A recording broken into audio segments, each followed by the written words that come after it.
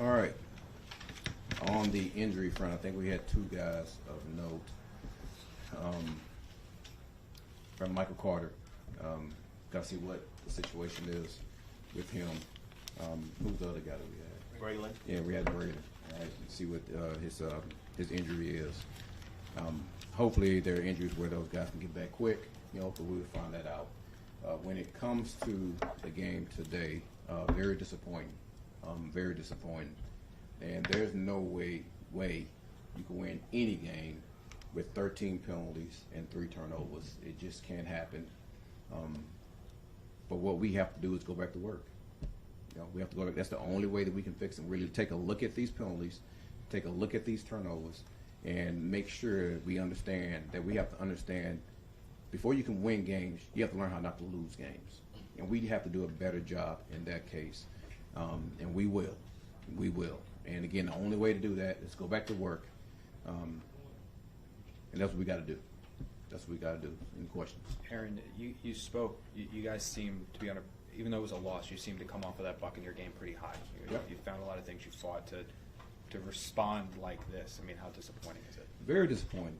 Very. And to me, it was more or less the things that we know that you can't do to win games. We allowed that to happen. I thought our guys played with effort. Listen, I thought our guys understood the ramifications of this game. But, man, to go out there and have that many penalties and really pre-snap penalties and turn the ball over, I mean, that was so disappointing this game. But listen, I'm not losing hope in our guys at all, and I'm telling you now, we just got to go back to work. That's all we can do.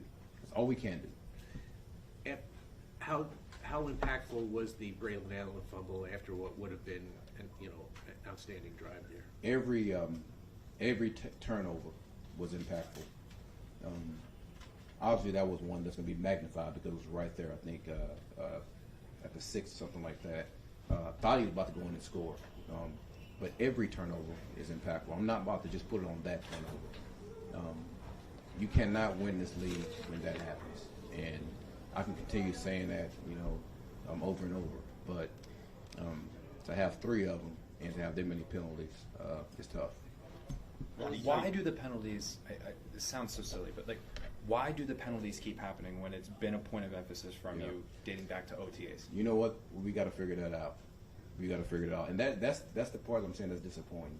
Because, man, we go through certain times where we do a hell of a job, especially with the pre-snap penalties.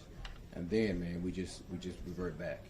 And listen, I know that you can't fix things in a couple of weeks and things like that, but we have to be better than that. And I know we can be better than that. How do you think Justin played at his return tonight? I need to look at the tape. I thought he did some really good things. I mean, obviously he was running around out there and made some plays with his feet. And I thought he, towards the end of that game, man, he was dealing the ball pretty well. But I really want to look at the tape and look at the decisions and things like that to see exactly how he operated. But to me, just from the naked eye, it looked pretty good. What was your message to Isaiah Williams? I mean, he had the fumble and the fair catch at the 2. Just understand exactly where he's at. And listen, you're right there at the 10. You came back up. And when you start to back up, you know that the ball is going to be at that 10-yard rule we use in that situation. So those situations, we just got to be smarter. We have to be smarter. We can't allow that to put us in a situation where we got our offense backed up, because now it's a field position game, and we can't allow that to happen to us. Obviously, teams are going to devote more coverage to Garrett because of who he is. But he really was a non-factor for about 3.5 quarters. Aren't there ways to get him the ball, to scheme him, ways to try to get him more touches? Well, if you take a look at how the game was going, we were running the ball really, really well. So the thing is, we don't want to force the ball in those situations. We felt like we had an advantage when we was running the ball, and I think you guys saw that early in the game. So why go away from what's working to try to force the ball to somebody? I think that's ridiculous to do. There was a 4th and 10 in the 4th quarter, Aaron, with about 7-ish minutes left, where you guys chose to punt the ball. Yeah. Miami ended up getting back into field goal range, ate about 3.5 minutes off the clock. Yeah. Was there any consideration to going for it there, and if so, why didn't you? You know what? I think it's tough in that situation when you look at how the game is going, the way we went offensively. I mean, we had some tough outings in those long distance. So, man, I want to give ourselves the best chance to go out there and win. Obviously, defensively, we wasn't doing as good for stopping them. So, I felt like that was the best option at that time. That was it.